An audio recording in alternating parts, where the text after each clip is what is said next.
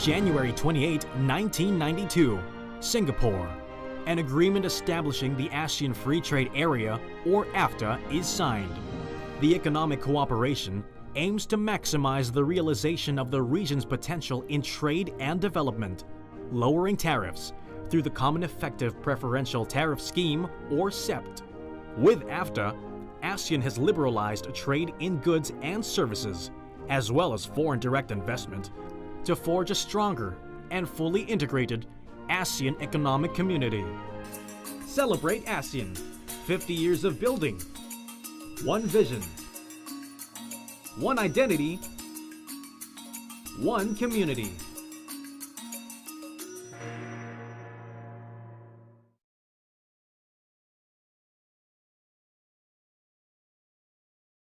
Oke, sudah disimak ya videonya. Jadi AFTA itu atau ASEAN Free Trade Area itu dibentuk di Singapura pada KTT ASEAN keempat pada tanggal 28 Januari 1992. Jadi AFTA ini merupakan kolaborasi ekonomi untuk memaksimalkan kerjasama untuk mengembangkan potensi antar negara anggota ASEAN. Gitu. Jadi AFTA ini dibentuk atas dasar persetujuan Common Effective Preferential Tariff atau skema tarif preferensi efektif. Nah, AFTA itu bertujuan untuk meningkatkan daya saing ekonomi negara-negara anggota ASEAN dan menjadikan negara ASEAN itu basis produksi pasar dunia. Jadi produksi ASEAN itu juga bisa kompetitif gitu ya. Produk-produk ASEAN diharapkan mampu memiliki daya saing yang kuat di pasar global atau pasar internasional. Kemudian diharapkan mampu menarik investment atau meningkatkan kerjasama antar negara-negara di seluruh dunia gitu. Jadi menarik investasi dari asing gitu ya, investment asing. Nah, AFTA itu memberi dampak ya untuk negara-negara anggota ASEAN. Apa? Yaitu berupa pengurangan dan penghapusan tarif dan hambatan-hambatan non-tarif gitu. Nah, penghapusan atau pengurangan tarif itu apa? Maksudnya tuh pajak gitu ya, bea cukai gitu. Kemudian non-tarif itu ya pengurangan atau penghapusan perizinan gitu. Dan juga memberi dampak pada perbaikan kebijakan fasilitas perdagangan.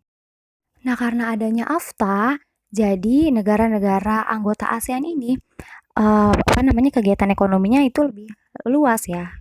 Jadi misalnya Thailand sebagai lumbung padi gitu ya, dia kan dapat memproduksi beras yang banyak dan kualitas yang bagus dalam waktu yang cepat karena memang teknologinya juga mumpuni gitu, sehingga Thailand ini sebagai produsen beras dapat dengan mudah mengekspor produknya ke negara-negara lain gitu ya, salah satunya Indonesia atau Singapura gitu, tanpa dibebani pajak gitu ya, karena tadi AFTA itu memberikan pengurangan atau penghapusan tarif dan non-tarif.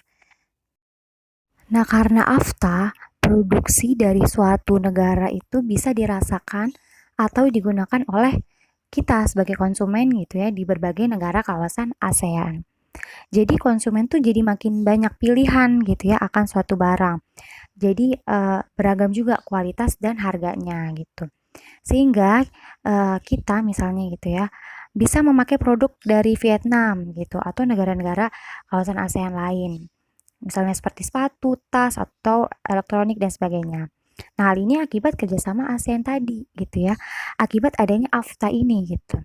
Namun di sisi lain gitu ya, karena banyak sekali pilihan barang atau keluar masuknya barang akibat ekspor impor, sehingga kegiatan ekonomi akan lebih ketat atau saling berkompetisi gitu ya antara satu negara dengan negara yang lainnya.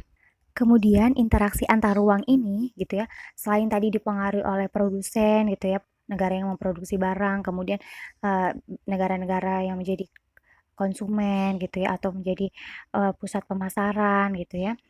Distribusi juga amat berpengaruh gitu.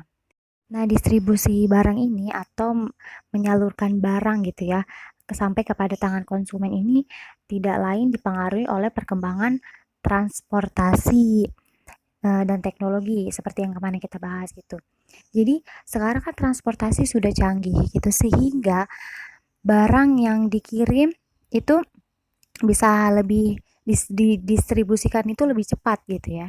Jadi memperpendek jarak dan waktu, bisa lewat jalur darat, laut maupun udara gitu. Sehingga kemudahan inilah yang membuat menjadikan semakin banyak keuntungan gitu.